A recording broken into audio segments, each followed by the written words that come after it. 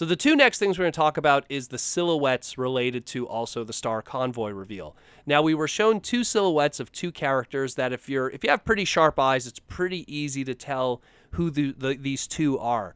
So the first one that we have here is it looks like we're probably going to be getting a Seacon in that of Snaptrap, as in the leader of the Seacons or Piranacon, or as he was known in Japan, Turtler, in both the Beast Wars 2nd and in the original Japanese Master Force version. Now, this is pretty cool. Now, what it means exactly is that will we be seeing some Seacons as a full combiner team at some point? I know that some people were saying how when we got, Abominus and everything, those were kind of molds that you really couldn't do much with from a repaint standpoint. But if you did kind of do some really clever retooling, you could probably get some Seacons out of them. So I could kind of see that. Me personally, I thought that if the Seacons would have been a reality, they would have been something that's a box set, which, I mean, because the one thing would say like Abominus or a lot of other combiners is they have a lot of uniqueness when it comes to colors. Like even Abominus, when you have like say Sinner Twin or Blot, there's one is yellow, one is white.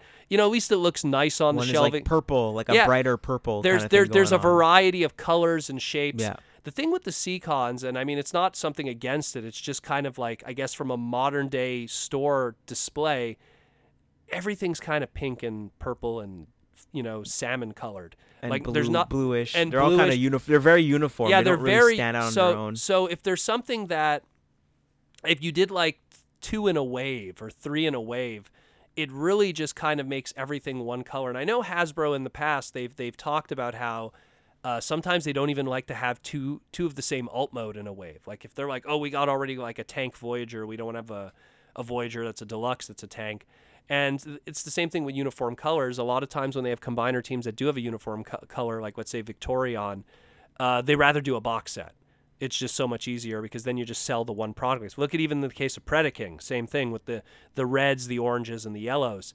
It's just easier to do it as a box set. So, I mean, Japan right now, we have a Seacon Snaptrap here. We don't know how it's going to be released. Is it going to be a standalone thing? Maybe this is an early tease to be a box set later. But it's just something, it's fruit for thought to think about and something to chew on if this does lead to something else. But it is cool to see that we will be getting them in some shape or form, hopefully in the future, because that's kind of one of the last of the, let's call them the Operation Combination Square Head Combiners. It's one of the last of the few that we're missing now at this point to get like modernized official combiner teams. The second one here, and this is the one that a lot of people were more excited about because it completes that, again, that short list now of Transformer characters that have yet to have toys, and that of Super Megatron. And this ties back to, again, when it comes to Star Convoy and Battlestars and the Return of Star Convoy story. Super Megatron was the character of Dark Nova and later Star Giant, revived Megatron or Galvatron from the Polar Arctic after he was put into a coma in Headmasters, and he was revived as Super Megatron. And this character had a very, like, when you look at the old design, you go, oh man, there's no way this would have had a toy. This is like super over the top, like, Gundam Zeta kind of looking design. Something that just would have not existed in that early 90s, engineering of Transformers back then. And now we have what looks like, and the speculation is that it uses the Titans Return Voyager Galvatron, just heavily remolded. We have something that looks like a Super Megatron here, and that's pretty amazing. That's pretty amazing because, at the end of the Legends comic book that we talked about in the last segment done by Sakamoto and Josh Perez, right at the end of it, we're showing Star Giant with Super Megatron and the whole merger and stuff. So it shows that, there's something more to come, and it looks like this toy cements it even more, that we definitely have something coming in the future. Now, these two, both the Snaptrap / Turtler and Super Megatron, we don't have a release date. We don't have a reveal yet. We don't know a price yet, nothing of it. We just kind of have these two teasers here.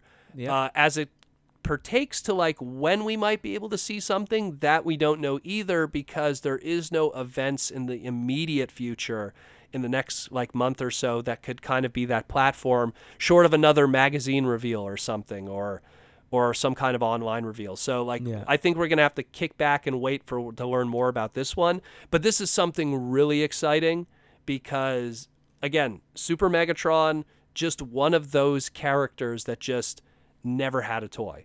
And I keep saying that list for Transformers, it used to be a very big list. Oh, we didn't have Skyfire, we didn't have Unicron, we didn't have all the female Autobots, like all of those characters that just never had toys. And now slowly we're finally closing that gap, and now we're even getting to the wacky, Japanese stuff, So do you think which mold do you think Super Megatron is? I think that's what I'm trying to ask. Oh, here. I was thinking it's probably Titans Returns Galvatron. That's the speculation of not just me, but a lot of people. A lot of people have been saying Power of the Primes Voyager Megatron, but it's the same. It's not. They're saying it wrong. It's the Titans Returns Galvatron that they're thinking of. That's what it looks like when I look at the silhouette, and then I look at the Galvatron toy and how it has the same articulation, especially the boot. Like, at least that's what I think. The legs. Yeah. Like, it looks like that. Obviously there's a lot of retooling and a lot of crazy stuff going on, and probably the whole head assembly is going to be completely changed up. Yeah. But I mean, that's probably one of the weaknesses with that old toy, but I mean, if they change that up, then it makes the toy a million times better. I really think it's from that mold, and that mold's perfectly fine because Super Megatron kind of had this like Galvatron kind of jet meets cannon mode to begin with. Yeah. So it just kind of works, and I think if you dig far enough on the internet, you'll be able to find a kind of jet mode for that as well. Yeah. I'm just flipping through images here, and I'm seeing one right now. Well, and especially, and what I love about this is that here we have Star Convoy, and now we have the antagonist from the same series back in, I think it was 91, 92 in Japan. So it's nice to have both sides of the factions from that old TF toy line that never saw a series and only just a couple of manga pages and story pages. So this is pretty cool, and I'm really excited about it. And Turtler is just, like filling the blanks pretty much with what needs to be done from a combiner standpoint.